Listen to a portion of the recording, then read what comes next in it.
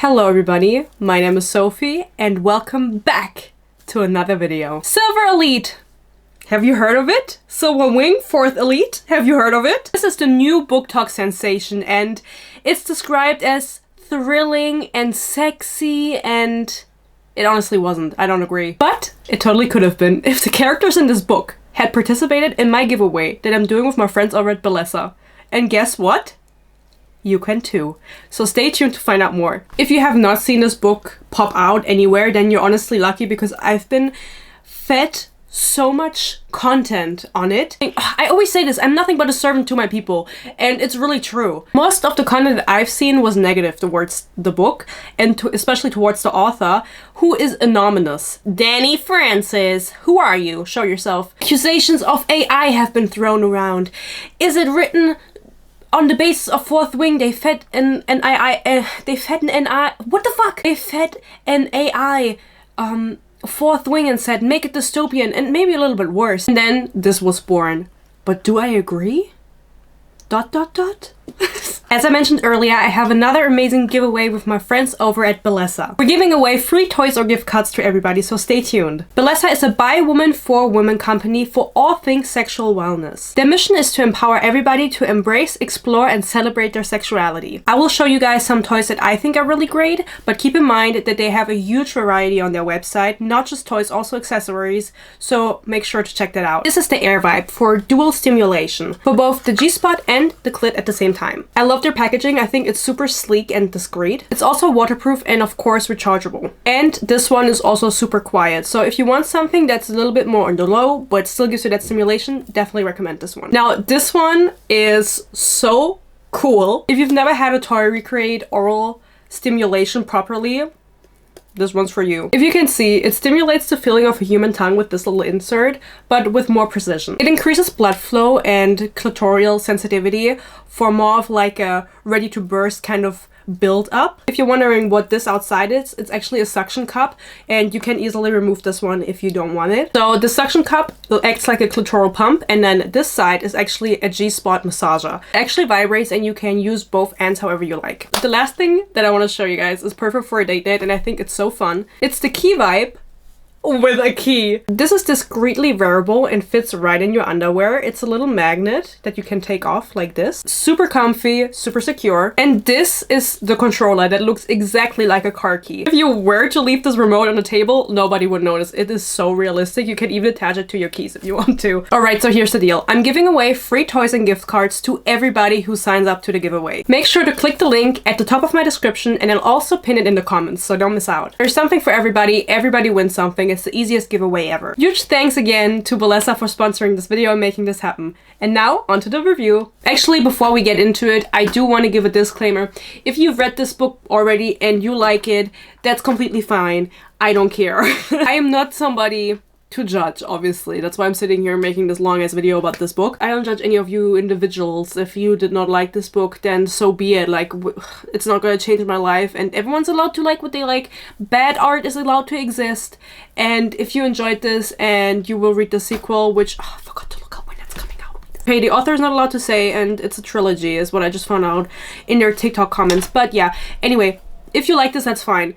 If I'm gonna be hating on it. If you can't stand that, then don't watch this video. Love you. Have a good day. I will not be indulging in this discussion about whether it's AI and what is this mystery behind the author. I will give you the side facts or the Rahmenbedingungen about it. Sorry, I'm a little bit German. And then you can go look for yourself because honestly, I don't have the time, guys. Since I started working my full-time job, you know, I just have not been having any time. And after work, because of course when I'm working I'm not reading, I'm not doing Arbeitszeitbetrug or anything like that. I would never do that. I would never do that. I was saying, oh, after work I want to relax and read. I fell asleep every time. So this took a little bit of time to finish and it's only like 500 something pages. But it's a lot of pages. Why did I say only? It's a lot of pages. Silver Elite by Danny Francis. It's by the publisher Del Rey, who already also published Cassandra Clare and also published Daniel L. Jansen, who I don't actually know. Have I read a book by that lady? I'm not sure. It doesn't really matter. It allegedly popped out of nowhere for people, which I hate to burst your bubble is not true. A lot of ARCs were sent out to influencers who would presumably like this book. That is why when they started posting their reviews for the ARCs, which I don't know how that works, I've never gotten an ARC. I wonder why. Look at my channel, I wonder why. I think that maybe they had like a deadline of, or not a deadline, but just like a date of when they could start posting their reviews. And so maybe that's why it seemed like it came out of nowhere and started flooding everyone's page. And obviously when your favorite influencer talks about it, you're gonna read it. Danny Francis, it could be Danielle, it could be Danielle, it could be Daniela, could be Danilo. I don't know any more names. This person is anonymous. Their Instagram is only full of this book. There is no other book that they have published so far. It is a little bit... Maybe Danny Francis has said that they are a woman. I don't know. I will use they, them pronouns to the best of my abilities. I always say, and this is my opinion, stand on business, show your face. And I say this to everybody. It's not just authors, just like any creator. Stand on business. Stand on business. Stand behind your work. Banksy, reveal yourself. I just like knowing where something comes from and why something was created, and I think that knowing some facts about me would maybe help you understand how I got here right now, why I'm sitting here right now. And the same goes for why did an author write a certain book and what things in their life influenced them to come to this what is the... I don't know. Danny Francis was accused of not being real also by, like, people. Not me. I don't really care. And I did see a video on my For You page on YouTube. Recommended. That's not for you. Ugh, I'm so TikTok brained. It's so embarrassing. I'm 24. About an in-depth analysis whether this book was AI or not. And I didn't watch this video, so I don't know what this person said in the video. I don't even know what this video is. If I never watched it. I have a job. And I think that some things in this book were real, but I don't think it's AI. I'm just gonna be the opposer of that opinion. Maybe the person in the video came to the conclusion. Maybe I should have watched it, honestly. So then I was putting a little bit of my little nogging into it, and I was thinking about it a little bit still. And my conclusion is that I really don't give a fuck if it's AI, it's just bad. Like, if it's AI, it's bad. If a person wrote it, it's bad. And Danny Francis, you know, people were speculating, that's the point I was trying to get to, that this is a pen name by a popular author who decided that they wanted to publish under a pen name. Maybe it's a problematic author and they wanted to publish under a pen name. That could also be the case, but you know what I'm gonna say. You know what I'm gonna say. I don't care. I think maybe it adds a little bit to the thrill to keep the author mysterious because you don't know who it is and then you want to know who it is. You want to know more. And it drives people to read the book and be like, oh, maybe it's Sarah J. Maas. People keep saying that. I was like, even Sarah J. Maas is better than this, honestly. Like, I'm sorry. We did not talk about Velvet Wrapped Steel in this. It cannot be. It cannot be her. I have no theory on who it is. I feel like all authors that are popular now would profit more from publishing this book under their real name. So, back to the AI accusation. I did think a little bit about this and I wrote it down. So I would like to say a few things about this anonymous and AI and everything, okay? I think it's valid and common to analyze the origins of a book because people always give me a hard time for saying I want to know things about the author. I think it's valid because once a book... Sorry, I took notes. I have to cheat a little bit on my notes. Once a book becomes massively popular and gets hyped to the moon and back, people will start asking questions, they will be curious, and they will speculate, and also it's fun.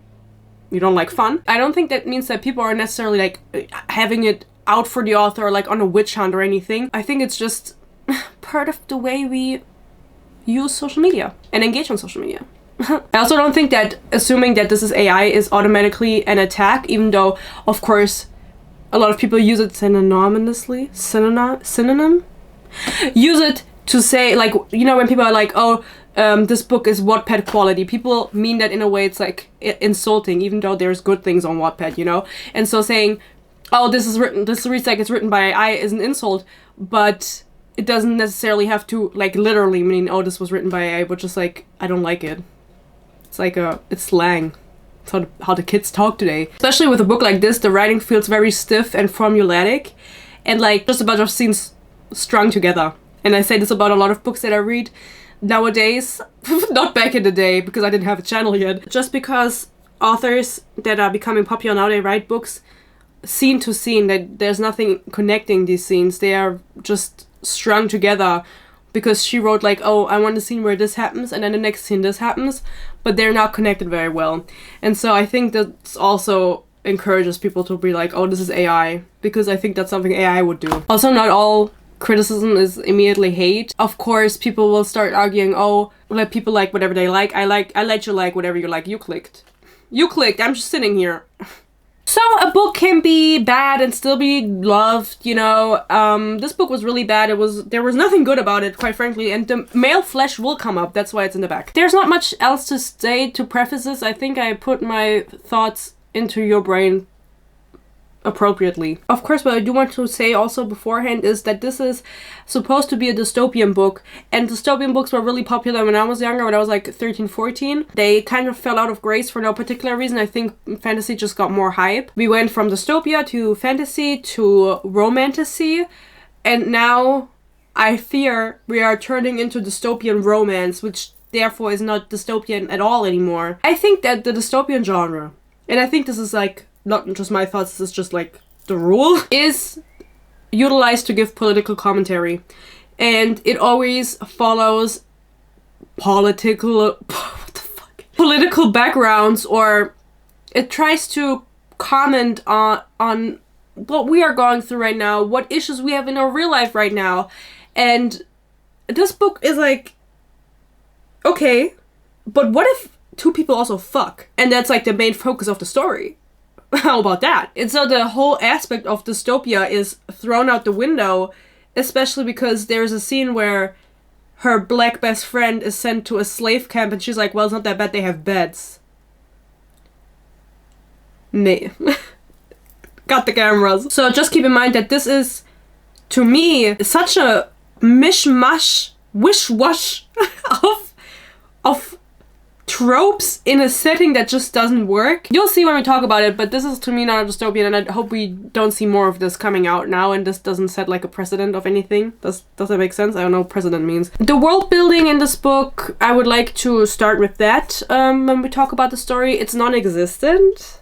Oops. She does do an info dump at one point. We're now in the new era and we were in the old era, and then like some time ago there was a war that's referred to as the last war, and that included bombs, and so there's only 3 or 4 continents remaining. The other ones are like underwater or gone. I don't know, the aliens came maybe. And everyone who is left is either a prime or a mod or a peasant. Yeah, I don't know the word for peasants. Probably just peasants, honestly. I think we are in America. Presumably we are. It's not clarified. And people live in wards. Yeah, and they hang out. They get job assignments. And the strongest are in the military, and they are trying to find the mods, because the mods are the people with the special powers that they got from the radiation of the bombs. Huh? I don't know how long ago the war was, because I think there were only 2 presidents before the current president, and he did kill the last president. I was really trying to get it, guys, but I just didn't get it. Maybe I marked some things I can look up, but I'm trying to build the world for you, but it's just, you know, there's nothing to build. And they all live in wards, and then there's also a forest where everything is black and there's no light. It's called the Blacklands. People in charge are the company, and they are also the command. They have 2 names, and they are run by a mean man who wants to kill everyone with special powers. He's a prime. He doesn't have any powers, but he's not a peasant. Mods are people who can read minds, or they have like a set of special abilities. So we have mind reading, we have telepathy, we have projection, where you can project images in your mind, inciting, where you possess someone, healing, because that obviously fits to the other ones. Y'all, when healing came up, when she was like, oh, there's a healer coming for you, I was like, why do we have healers? It doesn't fit with telepathy and mind reading. That's not the same like vibe at all. We just needed a healer because just for the plot, you know? We have a healer, and we also have people who can like corrupt minds and make people like slow. And then I don't know what else. I think there's something else, but it doesn't really matter. Of course, our main character has 4. of those powers. Maybe not, I don't know. I've just finished the book and sat down and I was like, I gotta get this out. I have to say, dystopian, and that was also the case back in the day, always made me feel like I'm 5 years old and just learned how to read. It's always in such simplistic terms, like calling people primes and calling people mods. Yeah, that's very simple. Why don't they come up with words? Why is always everything it's always so like stripped bare and down to the fundamentals? And I feel like, because the author said somewhere, I read somewhere that the author had said they wanted to read a dystopian where people fucked, like where there was sex in it. It reads like a YA dystopian, but people have sex in it. So she succeeded. And there's also like 5 different names for everything. Anyway, let me read. You can't get a license without extensive testing to prove your competence, but that wasn't a problem for me. I received my weapons approval when I was 13. I'm beyond competent, more than the testers were even aware. Uncle Jim warned me to tone it down on test day. I love her. Our main character is Wren Darlington, and she lives in a ward with her Uncle Jim. And Uncle Jim is a rancher. I imagine he talks a little bit like this. But he dies, so don't get your hope up that we have like a southern uncle in this. No, he dies. He was actually in the resistance. They live there and they have a ranch, and they ranch, and they live a simple life. They have Liberty Day, which I imagine is when they, you know, were liberated or something, or got liberty, I don't know. We don't know. Some soldiers come to the ward, and I think the book opens with the main character Wren fucking, like, or just having been done fucking one of the soldiers, whose name I forgot, and she runs into another soldier who's hot. Dark hair, blue eyes. It is our love interest. This is where they first meet, and it's so exhilarating and lovely, and I need a haircut. Please watch the ads. She is, as I said, a mind reader, and she's super good at reading minds and telepathy. That's the main thing they do. Like, people who have... I'm going to explain the background to you. This is going to be so fun. People are telepathic, and they can form links, is what it's called. And then they connect through their mind, and then it doesn't matter how far away they are from each other, they can always connect with their minds if the other person, like, accepts it. I just imagine they're, like, knocking on a door in each other's minds, and then the person's letting them in or not, right? And she is super good at this. She can form links super quickly, and she's super smart. She's super skilled at everything she does. She has no flaws whatsoever. She also kind of starts fucking with the primes. Like, she is a mod, and the primes want to kill her, but, like, what if they're hot? What if they're hot? Do we need to kill them if they're hot? That's what Wren is doing on the ranch. And as I mentioned, she has one friend. That friend's name is Tana. She's Tana Mongo, but she's black. And she is also a mind reader. And that's so nice. They are really good friends, but her friend Tana Mongo doesn't know that she is actually an insider, which is super not cool. It's super forbidden. Insiders are like the worst because they can control other people to do whatever they want. And so she doesn't tell anybody besides her Uncle Jim that she is an insider, and that is kind of what she's up to. Her friend Tana and her are in the uprising, which is the rebellion. Also, when people use like their abilities, whatever it is, doesn't matter which one, their arms glow blue or silver. Dummy. And that's why they're also called silver bloods, because like their veins are like rippling silver when they're using their abilities. And of course, luckily, our main character Wren, this doesn't happen to her. She is different. She's built different. And she's really, really good at shooting, which is why she had to tone it down, which is what I just read out to you. I'm not. There is no air. Each time I inhale, I breathe in the scent of him. It holds tones of pine, leather, and a hint of spice. It's sort of incredible. And his body is surreal, big, broad, and sleekly muscled. His biceps flexing as he holds me in place. I bet he looks spectacular naked. When I'm at the gym and I see like a really buff man who I'm not sure if he's on steroids or not, I always think like, oh, he must look so naked, maybe with like small testicles, but alas. This is her love interest, and she wants to fuck him so bad. And this is like really, it took them like 60% of the book to finally start doing it, which was sort of incredible. that it took them that long, because both of these characters have like nothing going on for them internally besides like fuck, hot, sexy, and it took them that long.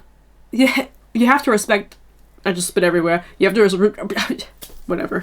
Oh, she also always does this where she writes me, comma, I, and explains something. Example, me, comma, I'm in a tank top and don't need to worry, which I'm not sure why she said that, but it's funny that I marked this 3% in, because I remember by the end of the book I was like, why does she keep saying that? Is it like her catchphrase or something? Sounds like improper grammar to me as a non-native speaker, in case you couldn't tell because I'm German. You will say, Sophie, why does she live with her aunt? Like, where are her parents?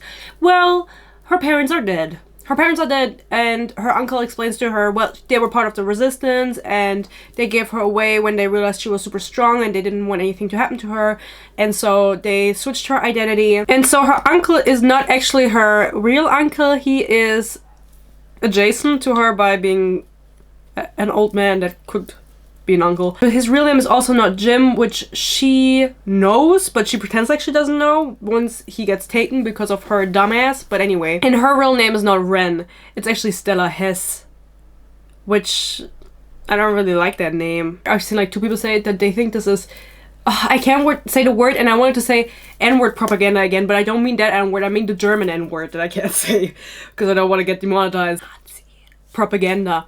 And there was a very famous German Nazi whose last name was Hess, so you know, she is super powerful, and we will see this time and time again. Again, I mentioned earlier, she has no flaws, which is of course a great character to read about. So much fun when they just, everything, it just goes great for them. What we don't have are the politicians or police forces we used to learn about in school. Unlike generations before us, our villages and cities are policed by soldiers and run by controllers. The controllers answer to the ward chairman, who answers to General Merrick Redden, our benevolent leader.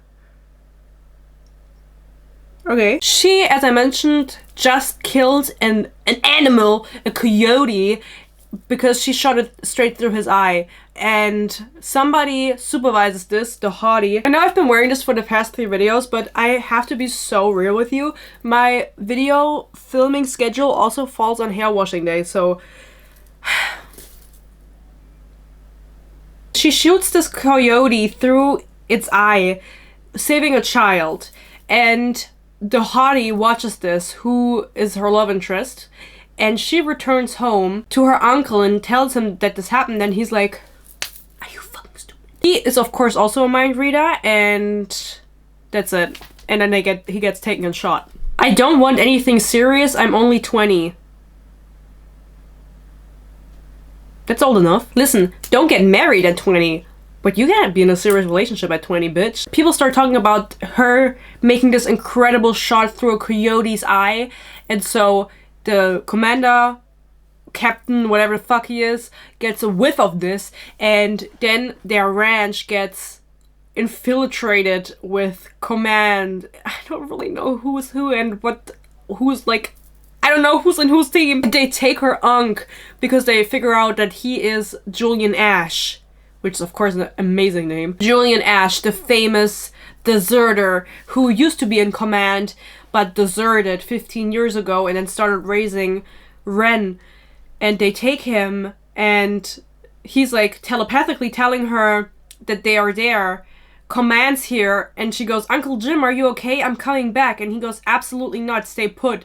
And then she goes, yeah, forget that.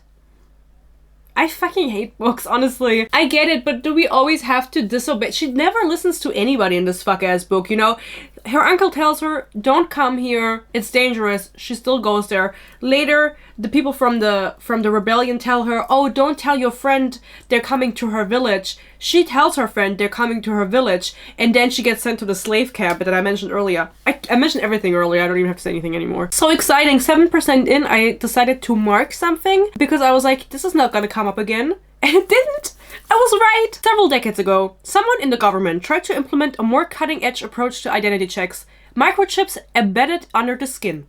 But not only did chips fail to work on modified people, something about the human body's natural electric impulses kept shortening out the microchips even in primes. The method wasn't reliable, so they scrapped that program.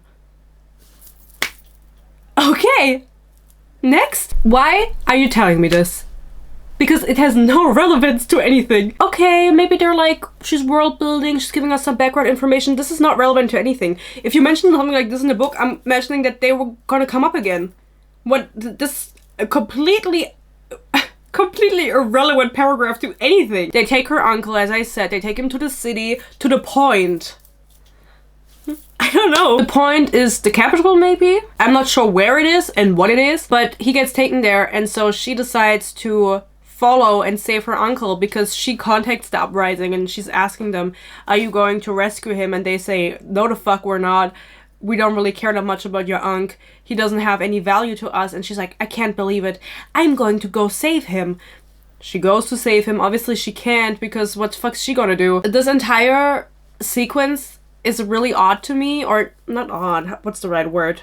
Bad? Because she feels no remorse for putting her uncle in this situation, and she barely grieves him. We're supposed to believe as the reader that she really loved him. She keeps saying, I loved him so much, he looked out after me, or he looked after me, but she doesn't really feel emotions. A lot of writers struggle, I feel like, with actually writing the characters in a monologue properly, because obviously it's her fault that her uncle got caught, because she caught the attention of this dude by shooting the coyote in the eye, and so he went to investigate the ranch, found the uncle, and that's why he got taken. At no point is she like, I feel so horrible, I'm stricken with grief. She's just like, I'm gonna go save that motherfucker. Hell yeah. She doesn't end up saving him. He faces the firing squad, and the firing squad then almost kills themselves because she possesses all of them, because as I mentioned earlier, she can possess people, and she's like telling them, shoot yourself in the head, and then they almost do, but she loses grip on them because this is not a well-trained ability of hers, and they then shoot the uncle.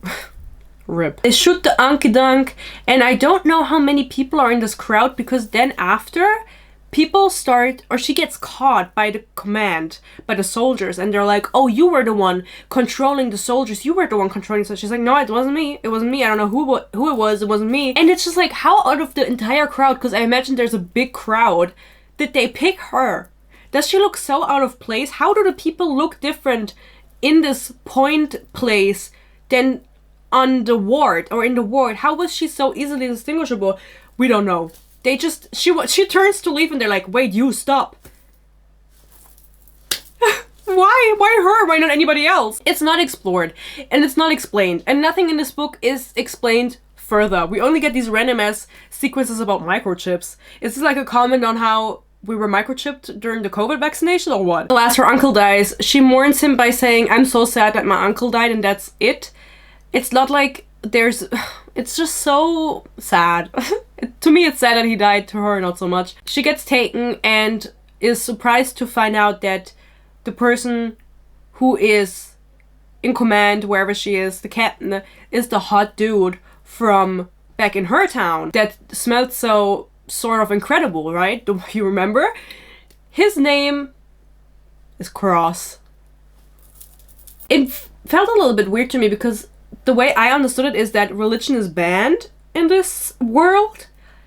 Then why would you name your son Cross? Maybe that's just me, but you know, there's a lot of other names to choose from. Cross explains to her that he finds her really fucking hot and doesn't really know what to do with her, so he's going to put her in training because he saw her shoot that coyote through the eye. That's a recurring theme. Oh my god, yeah, I wrote down, uncle gets taken, no remorse. She's like, no biggie, I save him, no plan, no idea, whatever. Like a literal jump to the next day, because it's like, I'm gonna go save my uncle, and then the next scene is her at the square where he's getting executed. Hello? What kind of jump is that? What kind of jump is that? Can you explain to me what she did? How she got there? What the fuck is going on? No. Doesn't matter. Next. Hot man. Quick. The hot man says, I have to examine you if you are the person who possessed the people. She's like, no, I didn't possess them.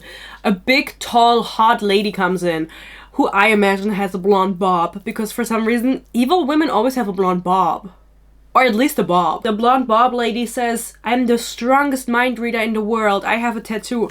Guys, the people, oh my god. The modified people who are known, because obviously most of them live in hiding, I assume, they have a tattoo on their arm. It's like a bracelet, like a thin black band. And then those are the people who are loyal to the command.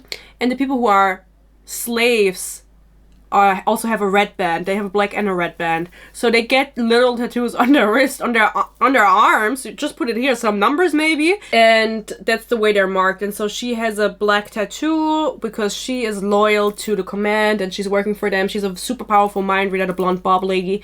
She comes in to investigate Ren to read her mind, whether she had anything to do with it. And she fooled the bob lady. No way! How she did it, she doesn't know herself. We, as the reader, we're the last people to find out. So, that's amazing. Now she gets to be a soldier. Cross is like super into her from the moment they met at this inn, where she was running away from the other dude she fucked. They didn't fuck yet, don't worry. And he wants to keep her around, and so he's like, yeah, you can come to my training program, which is the silver block. For some reason, the command soldiers are like League of Legends ranks. So there's like copper, there's like bronze. They don't have challengers, like silver is challenger. She is now training to be like in this program, and it's super hard supposedly. And if you are excelling at it, you have a chance to become a silver elite, which are like the FBI. I will read out my note. They are now at War College, kind of like Fourth Wing, and she has a plan that she will just do really badly in all of the challenges, so she gets thrown out and cut, and can return home, and whatever she's going to do then is not clear, because I imagine she would be able to help the resistance better by infiltrating from within, which I agree with myself. But that's not a thought that crosses her mind. She's just like, I want to go back there. To the fucking ranch, and so she tries to sabotage herself. Kind of obvious that if she does fail, she will be sent to labor camp instead of the ranch, so I don't really know what she's doing, but I just shows that she doesn't really think that far. It just shows. I was using voice to text because I was really tired. She decides that doing really bad in all of her challenges and all of the things that they do, like hand-to-hand combat, knife throwing, shooting with guns, you know, what you do at a war college, she will just do really badly. And then she will be cut from the program to return home to the ranch where there's nobody there. There's her fucking ranch. It was reassigned. Cross tells her it's reassigned. There's no people living there. Her uncle is dead. She has nothing to return to. She has one singular friend who's black who she sells out to the labor camp. So there's nothing really to return to. And the way I understood her character at this point was she wants to help the resistance and she wants to be a part of it. And she wants to create a better world for the mods, which it's unclear what the resistance goal really is. I know it sounds stupid because it's a resistance and it should be clear what a resistance wants to do against a regime that's oppressing a part of the population, but it's never clarified. And I think she didn't clarify it because she was like, everybody knows uprising, resistance, they always do the same kind of things. I don't have to clarify. It's explicitly said, like, we don't want to kill the commander, we don't want to kill him, that doesn't work like it. Like, we have to change the ideology from within.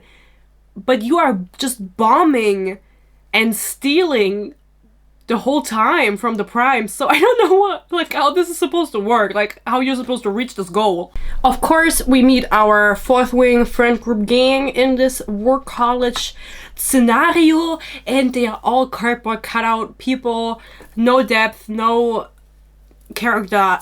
What am I supposed to tell you, actually? There's like a mean girl, there's the hottie's ex, there's the R-wordist. She also sets up the stepson or the bastard son of the commander, who's crazy. He's in there for some reason. He doesn't actually, I mean, whatever. A hot blonde man, which I disagree with, but he does want to get with the main character really badly, and she just wants to get with every hottie there is. Like, she cannot resist her urges. You know, what we always say about the men, they can't resist their urges, she can't do it. She decides to befriend one female character because we gotta, you know, pass the Bechdel test somehow. I choose the fourth option, a seat in the second row next to a young woman with light brown hair arranged in a long braid and tied off with a blue bow. Her face is plain at first glance. On second glance, I notice her freckles and perfectly shaped lips. She's surprisingly pretty. Surprisingly? I don't think that's how you say that. What do you mean surprisingly? Do you think she would be ugly? Her name is Lydia. Lydia is her only friend who ends up betraying her in the end. So, you know, never trust a woman. Not that the haughty Cross is actually the commander's son, which of course is a little bit difficult because he's really hot. So she keeps reminding herself, I can't like him. He's the commander's son. He's probably evil, allegedly. I'm not sure. I never asked him if he is, but he must be. Because his dad is evil, so he has to be evil. Why didn't she know that this was the son? I feel like it would be known. Especially because he is in a high-ranking position. Why the fuck does she not have a TV? Were those bombed? I unzip the bag and conduct a quick inventory. 3 more uniforms, 1 black and long-sleeved, a second set of the one I currently wear, and a nicer overly starched one. I find a pair of loose cotton shorts and a white tank that I assume I'm supposed to sleep in. A pack of underwear, plain white. What if I shit myself? Immediately I would want to be cut from the program because that is not something that I want to be wearing all day if I'm in a war college, I'm gonna be honest. Instead he says, weakness doesn't belong here. In Silver Block, we eat the weak, not the rich. We cut them out like a cancer. First of all, like a cancer? I think it's just like cancer. Second of all, cancer still exists? You have healers. I feel like this should be explored more. It's just one of those things where I'm sure Mr. Daydam, whoever the fuck you are, Danny, wasn't thinking about it further. It was just like an idiom, or not even, who the fuck says like a cancer? Maybe she meant the star sign. And then she didn't think about it further because they have healers who can heal anything and detect anything. I mean, it would have been clarified if she just said they can't heal cancer, but that wouldn't make any sense to me. Now they do their like exercises where like shooting and stuff. She is first up, and obviously the haughty Commander Cross has seen her shoot. He wants her to go first to impress everybody, and she's like, no, I have to get cut from the program to go to the ranch. I'm gonna be really bad at it. And it says, sweat beats on my forehead as I fight my natural instincts, which is being bad at something. She keeps disobeying time and time again. She steals a motorcycle and tries to escape. Okay, she fails at that. She doesn't get cut from the program. She does almost give him a BJ because she's like, I'll do anything. And he's like, okay, give me a blowjob. And she's like, never mind. Then she beats up the mean girl because for some reason she starts insinuating that her uncle like sexually assaulted her as a child, which I don't really know where that came from because that was never a thing and never came up again. That she just wanted to trigger her. I was like, what can I trigger her with? I don't really know how she came to that conclusion. Again, she keeps doing these things. She doesn't get cut from the program. For some reason, the hot dude does not want to cut her from the program. I wonder why it is. Because he wants to fuck her. Oh yeah! I forgot the other thing. Empaths. There's also empaths like Shane Dawson, where they feel your emotions. And he goes, no, but they can feel what you're feeling. They can't make you feel what they're feeling, but they can feel what you're feeling. Whether it's pain, arousal, or sorrow. I feel like using emotions, pain, arousal, and sorrow are 3 random emotions to explain it with. Like, just say sadness, happiness, and that's it. Anger. What? Pain, arousal, and sorrow. What the fuck are we talking about arousal? Then she randomly starts crushing on the blonde man. As I said, he keeps flirting with her, and she is just attracted to anything with 2 legs and a penis. I draw the line at blonde man. But she doesn't. Someone gets killed, like one of the fellow recruits, and she goes to his bed that night and starts making out with him, and he's like, let's do this when nobody died. Maybe. And he keeps flirting with her, and they never actually end up fucking, but with all of the love interest things, which was only this dude and then the hot commander, it never felt like there was any connection between her and the men. It was just always, they are really hot, so we're gonna fuck. That is all it was. Most of this section of the book, it was just something, her disobeying something, and then something happening, and her going to the hot commander, which he's not the commander, he's the captain. I'm sorry, I keep messing it up. Her going to the hot Captain Cross and saying, why are you doing this? Why am I not getting this? Them having the conversation about, I'm gonna keep you here. Why? Oh, because. Or you're gonna go to the labor camp and blah, blah, blah, whatever. And then she leaves, and then something else happens. She goes to him, she's like, why don't I have this? Well, because of this, blah, blah, blah. Over and over again. I kept falling asleep. They start doing test missions, and her, like, undercover name is Broken Dove. It's a little bit long, maybe. He says this because he's like, why did you choose, or why is your name Wren and not any other bird, I think? And she's like, what the fuck do you care? And then he keeps calling her Dove as a nickname. Then to make fun of her, he says, oh, your fake name is Broken Dove. And I just imagine, like, if I'm in a mission and I gotta say something quickly and I keep having to say Broken Dove, I would get so pissed off. I would be like, why is your name so fucking long? Especially because everyone else is like short ass names. For some ups, yes, not tonight. Ford glances at Hirai. Let's get you acquainted with your earpieces. The tech enthusiast says happily. That is a ChatGPT-ass sentence. The tech enthusiast says happily. This is like really ass writing.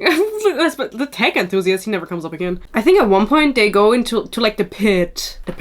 Which also reminded me of Fourth Wing, because isn't there like also like they beat each other up for fun in the base? One random Sunday, everybody starts being cutesy in a pit where people just fight, and he's super hot and almost gives her a kiss. She also realizes that maybe they aren't that bad after all. The oppression is only a little thrill for a girly pop. Period. As I mentioned at the beginning, she kind of fucks with the primes. If they're hot, like, they're not that bad. The evil brother shoots Bettina. I don't know who Bettina is. For being an empath, so she kisses the blonde dude and he's like, maybe later. Oh, that happens now? I thought it happened earlier. Bettina, rip. Bettina was part of the rebellion and she dies, so now she gets to take her place. Meaning, Ren gets to take her place. And this is the moment she realizes, oh, maybe I could be of use to them instead of gatekeeping and wanting to return to the ranch. I could like be part of the uprising properly instead of this. The network is now saying you have to join the Silver Elite and do what we say for no reason at all. She just obeys. She doesn't really question. His breath hisses as my fingers trace the line of his jaw. God, that's a strong jaw. And his flesh is male. Then he goes to take a shower. She goes to take a shower. They shower next to each other naked. His bare ass taunts me. Hand and muscular. I saw a lot of male recruits showering less than an hour ago, even caught a full frontal glimpse or two.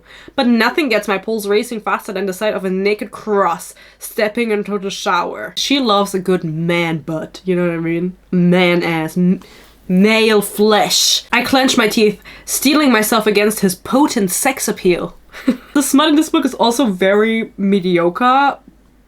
Bad. It's really bad. It's really basic. Again, these two main characters, they have no depth and no personality. Every character, when they're like questioned if they think that the modified people, the mind readers, are actually bad, like the government says, they're like, I don't know, maybe. Everyone is just, I don't know, maybe. And so no one seems to have their own thoughts, which maybe we could like explore further in the world building. Like, is everyone brainwashed? I'm not like this with women, he mutters. I don't chase, I don't fucking beg. He groans. But you make me want to break down your defenses. Okay, that doesn't have anything to do with chasing or begging. So, I really don't like, him. Cross. Jesus. Who invented jogging? Is this not something we could have left behind in the old era? Bitch. Oh yeah, they go on a mission where she has to pretend like she is someone looking for a job as a prostitute, and then he comes and it's like their mission together, or she's just training, it's not a real mission, and he has to pretend like he's a customer who wants to book her, and so that's like the excuse for her to sit on his lap. I wrote down his raw sex appeal makes them kiss. But anyway, she pretends to be a prostitute and sits on his lap, and he like almost puts his fingers in her poo-poo, and then they go home and fuck. After she realizes, what have I done? He's the general's son. The shame that floods my body is so unexpected I almost start to cry. There's reckless, and then there's this. And she goes, I'm not worried about pregnancy. Nobody was. I think they all get like an injection where they don't get pregnant unless they want to be, you know, convenient sex. Convenient sex. I'm just saying, after you fuck the fucking general's son, I'm not thinking that you are ashamed because you could get pregnant, but because you just had sex with someone you're supposed to hate. And she just can't keep away. She just has to fuck him every night after this, and his sex is on fire. I think what happens then is she graduates because she started like taking it seriously after trying to fail the entire time, and she gets invited to a challenge to become a silver elite, because everyone is now in silver block, the most elite block, but you can become an elite, right? And she wants that. And the challenge is to do a 1v1 against your opponent, but they chose like 12 people from the graduating class and only 6 can be an elite, and they have to do a 1v1. And so she's the only one that ends up killing her opponent. It was an accident, don't worry. And then they have sex for the entire time that she's there, because she now has a big bed. Before that she had a bunk bed, now she has a big bed. He lifts me onto it while his gaze travels over me like a warm caress, gliding down my body, focusing on the way my tank top clings to my braless breasts. I just did a double kill bot lane, and my braless wife brought me a sandwich. This is a tweet by Ninja. It doesn't matter what it means. Guys, I just think of it sometimes. Whenever I hear like the word braless or double kill, my mind immediately goes to Ninja tweeting out, "My braless wife just brought me a sandwich," after doing a double kill bot lane. Now my favorite quote. I reach for his shirt, helping him pull it off, my hands exploring his hard, male flesh. Ew. The bed shakes as he fucks me. Okay. I'm so glad that he is drilling you into the mattress, girl. You know, you fuck your enemy's son.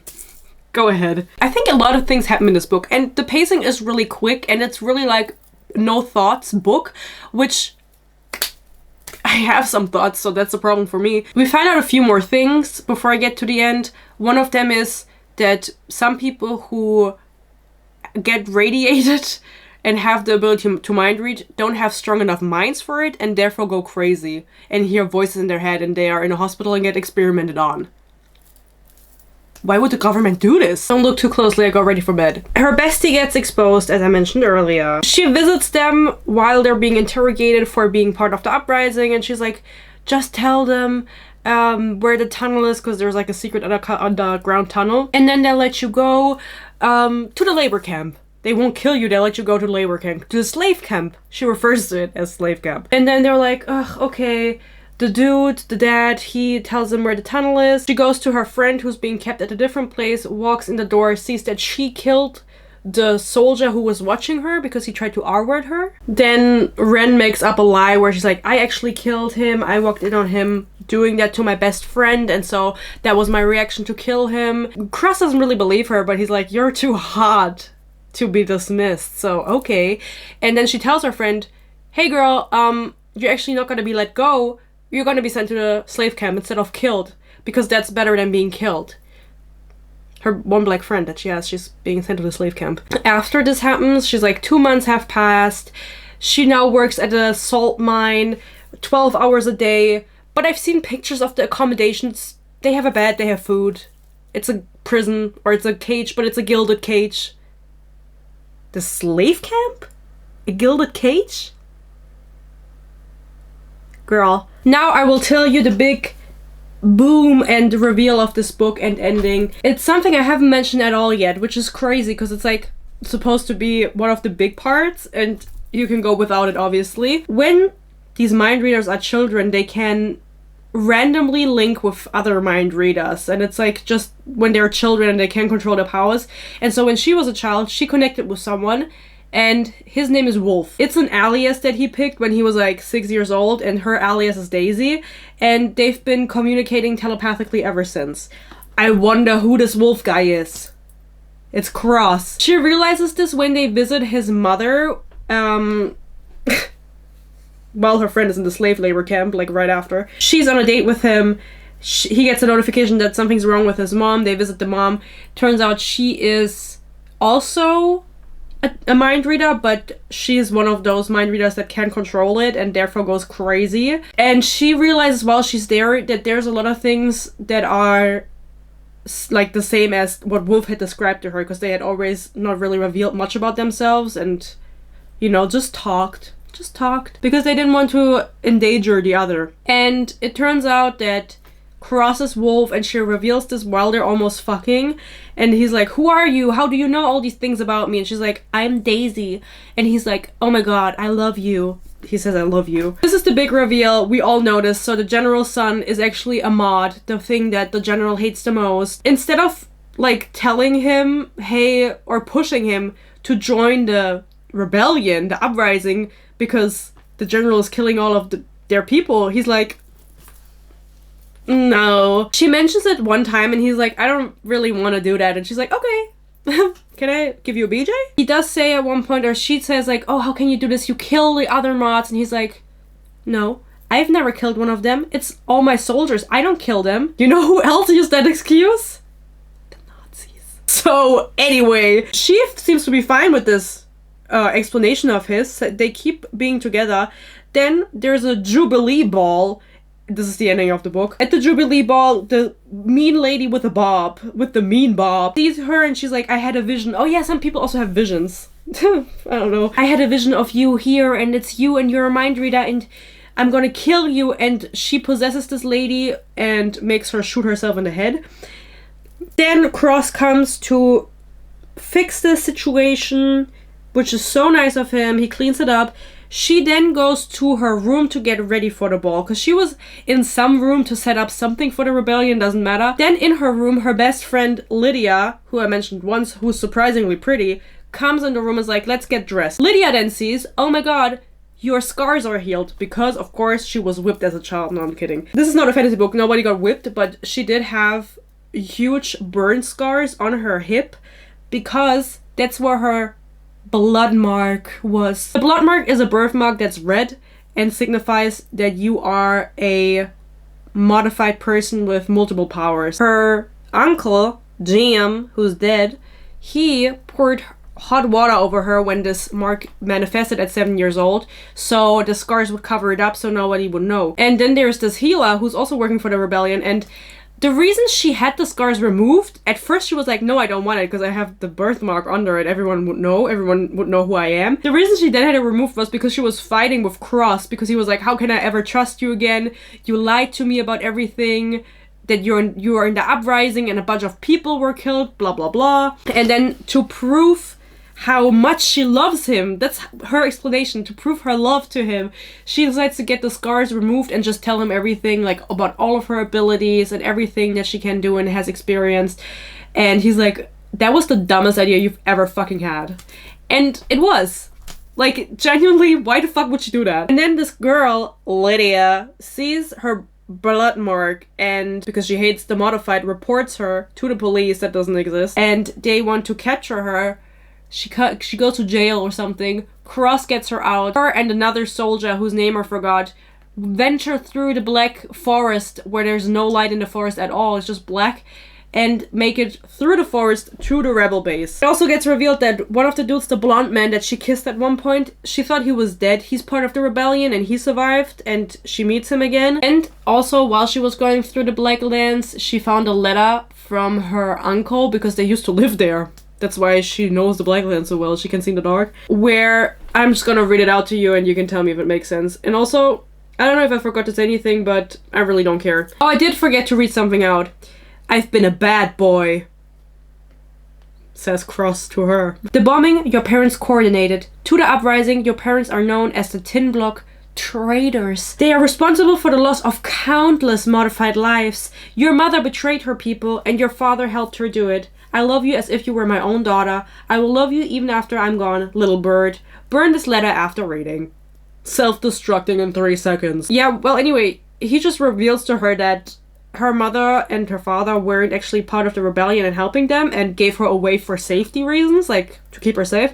But because they died in an attack on the modified, they were loyal to the command. They were actually kind of mean. I actually don't get the letter. Maybe her mom also was killed because she pretended like she wasn't modified. It doesn't really matter. This is the letter the book ends on. As you were able to hear, you heard nothing. This book is nothing. Truly, there was no plot. It was her uncle's execution, going to war college, going on some operation, fucking her new boyfriend really hard and touching his male flesh, and then that's it. The end. This is another one of those books that's really like mindless, but I do have to say that it wasn't even fun to get through. With some of the books I read, and I say this all the time, it's still fun to read them, even though they are bad, because they are so bad. Like, I'm having fun. Give me more.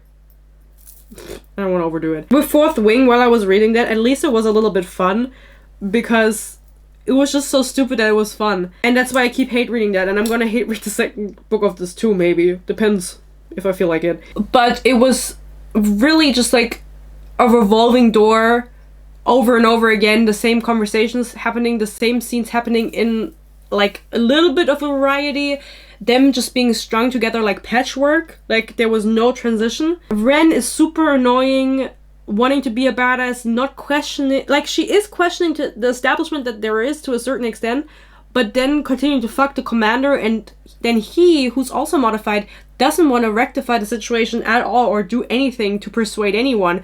I didn't even mention one of the ladies at the Jubilee Ball ends up corrupting the commander's mind. So his dad, Cross's dad, and now he's also like hearing voices and blah blah blah, and it's like also a rare ability. So now Cross's brother, who I never mentioned because his name is Travis, who the fuck? Why is his name Cross and that dude's Travis? He ends up taking over command, and then Ro is the other brother who I mentioned earlier. It doesn't matter. It's all coming to me. Cross is like, I have to stay behind. I can't come with you to the rebels because they don't have a plan on what to do. And that's it. We'll see what happens with this series. I really don't care. Let me know if you've read this, what you thought of it, if you think, or if you don't. I want to give a shout out to my members because I love them so much. My members get to vote my reads. They also get some videos a day early, if I can manage. They also get exclusive content such as my Ruby Red movie commentary, and as always guys, I want to do more. I will do more soon. And of course, they always get my eternal. I hope you guys stay happy, you stay healthy, peace and love, and hopefully I'll see you in my next video. Bye bye.